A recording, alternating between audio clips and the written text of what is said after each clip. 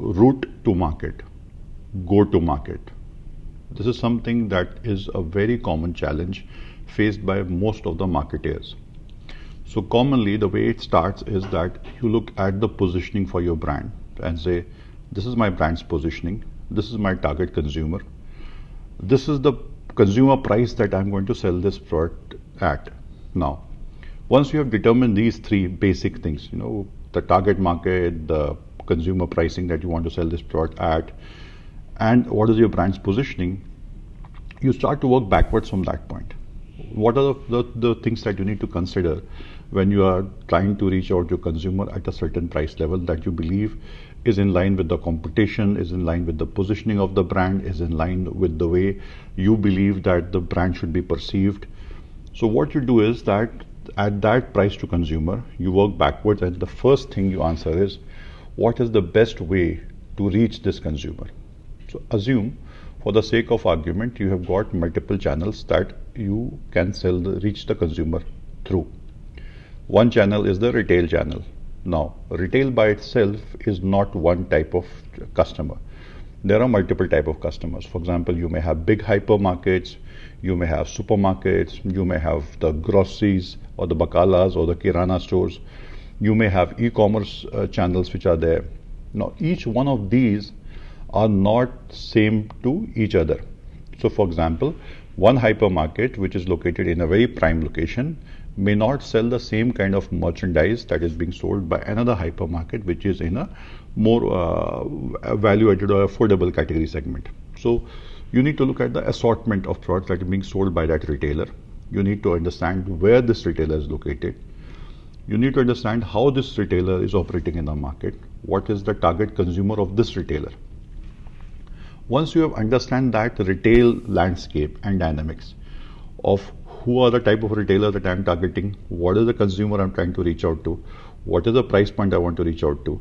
Once you have established those primary elements, not a general saying I will sell to all the people, all the markets, all the kind of retails, no. Specific customers that you are targeting, which are the most ideal customers for you through which you want to promote your product, and you believe this is the place where your target consumers come to buy the product.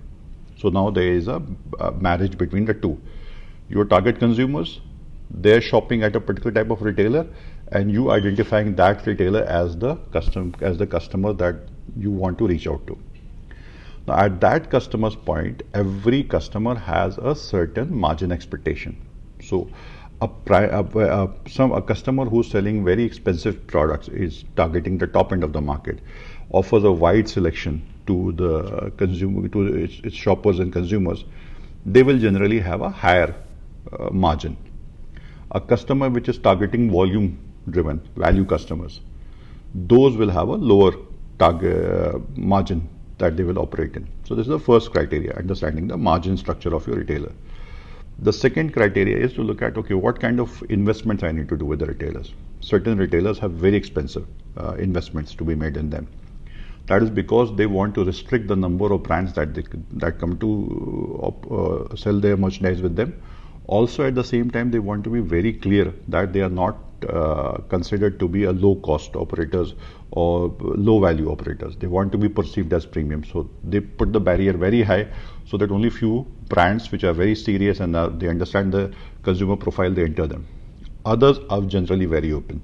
For them, as long as you offer them the right price, the right quality, right support, you are in. So understand the retailer, the type of retailer that you are working with. And based on that, understand the cost structure of the market. Generally speaking, the cost structure can be anywhere between 30% to 20%. That's the range that people operate with normally. It can also be higher in certain categories, but 30% normally is a safer number to assume that you should be able to convince a retailer with his front and back margin, everything combined, to operate with. Now that 30% is the retailer's expectation. Then work backwards in terms of what should be the distributor's margin. A distributor's margin, depending again exactly on the same criteria of whether it's a volume or a value, can be anywhere between 15 to 25%. If it's a very premium product that is being sold at very expensive prices and but the quantity is much smaller, then the margin is going to be higher. But if it's a volume product where the prices need to be really competitive and it's being sold to those kind of volume driven customers, the margin of distributor also may be lower because he is getting that kind of volumes and the volume covers the cost. So anywhere between those percentages, depending upon how big the volumes is, the distributor can agree to operate as a structure. So now look at the ballpark numbers. Let's say 20% as a distributor as an average margin and 30% in a retailer from the price that he purchases the product from a distributor all the way to his price to consumer, including his front and back margin. Put together, you are looking at a 30% number. So between the two, now you have a 50% as a amount of margin that you need to shell out as a brand owner. Within that, you also need to create a budget for your marketing investments, the A&P funds that you need to discount the product or to do sampling, tasting, branding activities, brand ambassadors that you need to use at the point of sales, and anything that you need to do for above the line. So you need to create a budget for that. Large volume brands normally have a higher discounting percentages over there, and a majority of their volumes get sold through promotional activities. Premium products don't have that much of discounting. They don't have a big portion of their sales coming out of promotional sales, but they may have other type of activities, which could be branding activities, brand ambassadors, and all of those things. So between the two, you need to find the right mix and the balance that needs to happen. Again, as I said, between the categories, this can be different, but anywhere between 20 to 25% is the budget that you need to allocate. So now combine all of these things. Roughly speaking, and this is my experience, that a product which is being sold at, let's say, $1 to the consumer, and this is a non-tax price, add the tax on top of it, but the price to consumer, which is without the tax, let's say if it is $1, the price at which the brand owner should be able to sell to the distributor and with the retailer and everything, it should be around 30 cents. 35 cents should be the price at which it's selling. That balance, 65-75 to 70%, is where the margins of the different customers sit, and you move the volume through that chain. If you are going to throw more people into the mix, for example, if you are using the wholesaler and the other things, you probably will have to add 5% extra on top to operate with.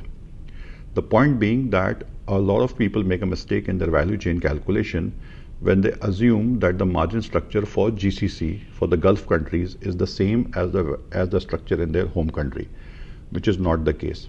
In GCC countries, the margin structures are higher for the retailer, for the distributor, simply because the cost of operations is higher in this part of the world. At the same time, also because of the competitiveness in the market, the investments in marketing could be pretty steep.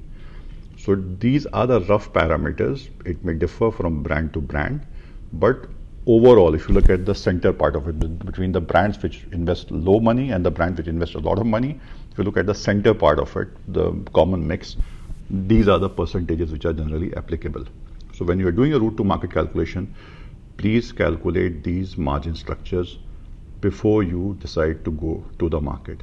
And this is where most of the brands make a mistake of not doing this calculation properly, and then they end up having either overspending the money or not spending it at all, and in the process the brand loses out.